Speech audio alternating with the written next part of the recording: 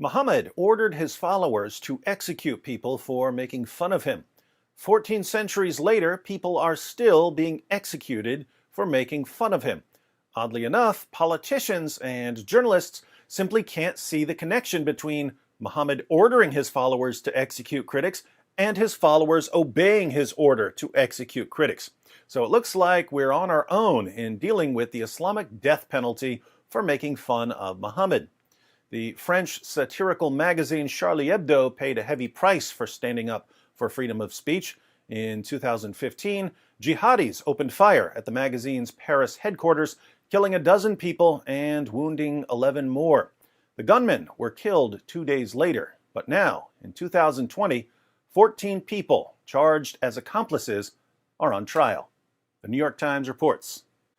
Charlie Hebdo republishes cartoons that prompted deadly 2015 attack. The decision by the French satirical magazine to recirculate cartoons about the Prophet Muhammad, always good to see the New York Times affirming the prophethood of Muhammad, and Islam coincides with the start of a long-awaited trial for the attack that killed 11 of its staff.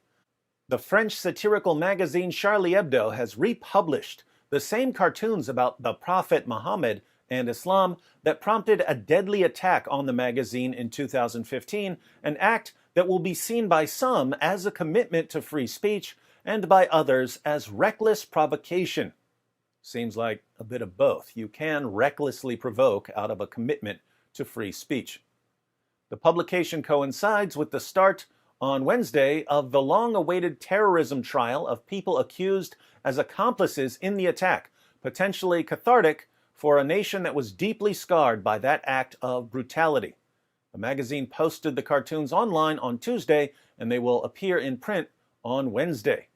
Charlie Hebdo's editors wrote in the new issue that it was unacceptable to start the trial without showing the pieces of evidence to readers and citizens. Not republishing the caricatures would have amounted to political or journalistic cowardice, they added. Do we want to live in a country that claims to be a great democracy, free and modern, which, at the same time, does not affirm its most profound convictions? That is the question of our generation.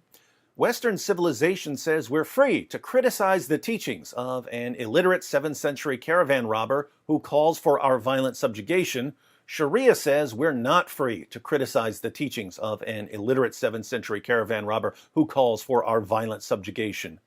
For some reason, Western leaders keep trying to move in the direction of Sharia, while those who remain firm in their commitment to freedom of expression are massacred by jihadis, or at least deplatformed by Facebook, Twitter, and YouTube. The attack on Charlie Hebdo was the first of a string of major Islamist attacks on Paris. On January 7, 2015, two French-born brothers of Algerian descent, Saïd and Sharif Kouachi, stormed the offices of Charlie Hebdo.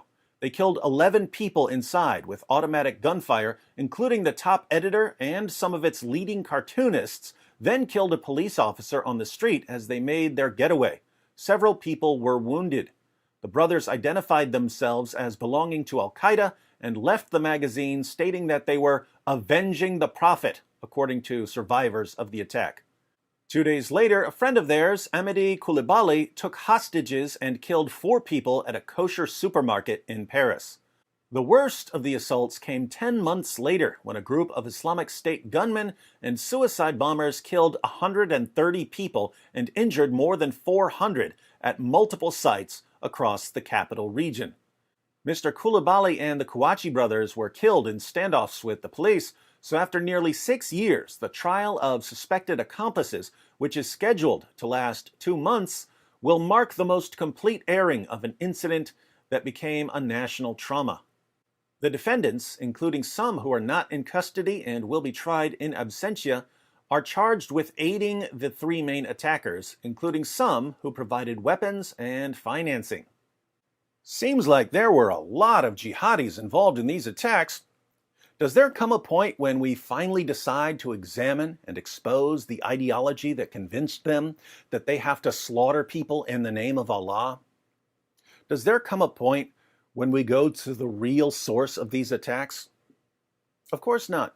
If we examine the ideology, we'll find that Muhammad ordered his followers to execute critics and that he promoted terrorism. So the only way to deal with the source of the problem would be to criticize Muhammad and to show that he's not a true prophet. But according to our leaders, that would be racist and Islamophobic. We don't want to be racist and Islamophobic, so instead of criticizing Muhammad, we'll praise him. We'll praise an illiterate 7th century caravan robber who calls for our violent subjugation and for the annihilation of our civilization. We'll defend Muhammad. We'll promote Muhammad. We'll always call him prophet, right, New York Times? And thus will help provide the fertile soil from which will grow the next crop of jihadis slaughtering us in the name of Allah. Imagine how much future violence we could prevent if we simply realized that it's not racist and Islamophobic to criticize an illiterate 7th century caravan robber who calls for our violent subjugation. It's good and right and moral and honorable to criticize an illiterate 7th century caravan robber who calls for our violent subjugation. It's not bad, it's good. Imagine how much violence and bloodshed we could prevent if we just realized that.